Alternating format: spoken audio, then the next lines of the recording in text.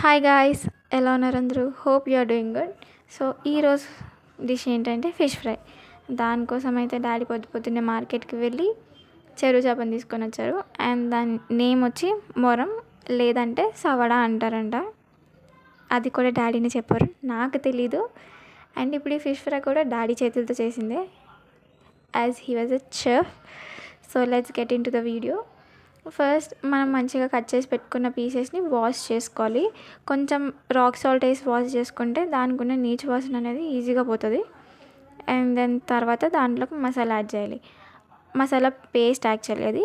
ఆ పేస్ట్ ఎలా చేసుకోవాలంటే కొంచెం జీలకర్ర, ధనియాలు, ఆవాలు, గరం మసాలా, కొంచెం కారం పొడి, చిటికెడు పసుపు, కొంచెం ఒక spoon of ginger garlic paste, అదే అండి అల్లం వెల్లుల్లిపాయ పేస్ట్ యాడ్ చేసి మంచిగా మిక్సీ పట్టాలి. మిక్సీ పట్టిన దాంట్లోని కొంచెం సాల్ట్ యాడ్ చేసుకోవాలి. యాడ్ చేసుకున్న తర్వాత ఇవన్నీ తీసుకొచ్చి మనం కడిగి పెట్టుకున్న ఫిష్లోనే యాడ్ చేయాలి.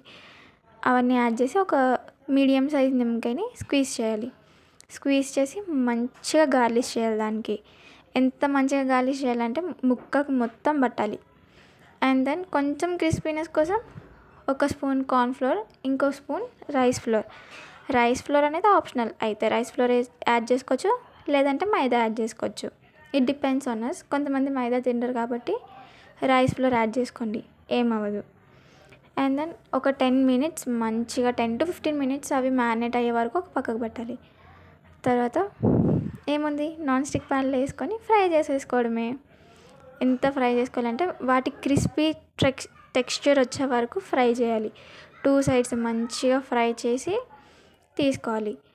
అండ్ ఇప్పుడు దానిపైన కొంచెం చాట్ మసాలా, చిల్లీ పౌడర్, ఈ రెండు మంచి కలిపి కొంచెం గార్లిష్ చేసుకోవాలి. అండ్ ఇట్లా ప్లేట్లోనే ఆనియన్స్, నింబు అండ్ చిల్లీ పెట్టుకొని సర్వ్ చేసుకొని తింటే సూపర్ ఉంటుందండి టేస్ట్ అయితే. హోప్ మీకు ఈ వీడియో నచ్చుతుంది. లైక్ చేయండి, షేర్ చేయండి, సబ్స్క్రైబ్ చేయండి. Thank you.